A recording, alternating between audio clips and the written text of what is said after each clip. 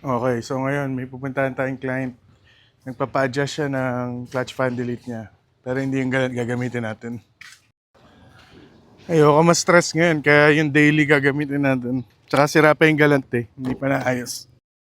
So ito yung D-Max na ginawa natin, naka-clutch fan delete to. So ito yung sa clutch fan delete na para dito natin sasalpak yung laptop. Kaya nagpa-adjust si client, di ko napapakita yung mukha niya, so parinig ko na lang sa inyo na dati naghihilaw yung aircon niya. 1 year siya nagtatanong bago siya nag-decide, pero nung nag-decide siya, one time big time na triple spal brushless fan na niya lahat, pati clutch fan. Yes! Yes! Matagal to, mga 3 months namin to na bago binuo kasi paiba-iba kami nung PWM bago namin na perfect na naka-laptop na lang siya. So, after nun, di na nag-ilaw. Wala na. Wala. So ngayon, nag-adjust na tayo kasi nung time na sinet natin before December. Hindi masyado mainit. So ngayon, in-adjust natin yung fans para for summer. Taga Laguna si Sir, kaya pinuntahan na lang natin dito sa may Anytime Fitness. Since nandito siya, sakto, kaya maaga tayo ngayon. Okay, so tinitignan namin yung kuryente kasi pag tatlong fan, tas stock yung alternator, kaya kami nagpi-PWM para for voltage management. Ngayon, i-on namin yung aircon fan para makita ko ilan yung kuryente. Ilan? So, 12.5 yung kuryente, 12.4. Tatlong fan yung umandar. Ito 100%.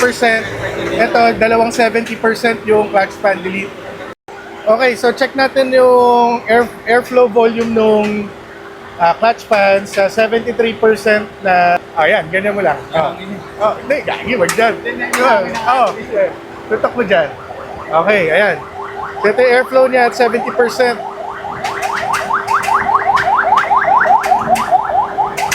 1.4 yung isa. Okay, wait lang. Wag mo muna. Hindi, yan. 1.6. 70%. 1.6.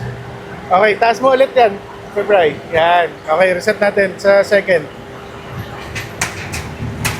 Okay, dun sa second na fan. Kung ilan.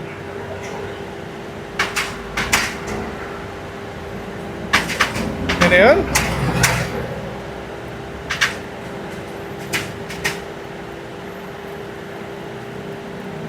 One, two. Ikot-ikot mo siya. Ingat ka, baka tumama ka somewhere. Ayan, 1.6 din, 1.7. Ayan, 1.7 at 70%. So, dalawa siya, nasa 3.4. Yung airflow niya, plus may 2,000 pa siya from here. Wala, okay na yan. Uwi na tayo. Nakakatuwa kasi yung feedback niya. Maganda. Dun sa ginawa natin, triple spal brushless fan. Yung aircon niya, naka 7.9. Good job tayo ngayon. Uwi na tayo. Free yung, ano na yan, yung pag-tune namin ng ganun.